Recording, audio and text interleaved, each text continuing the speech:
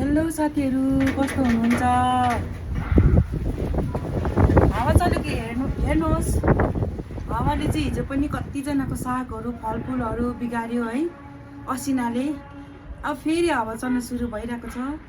हजुरहरूकोतिर कस्तो छ?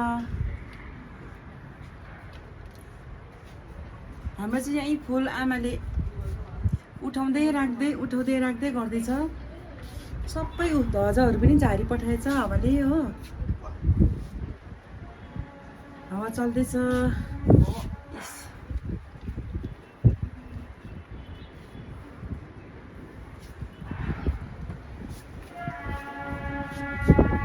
अझै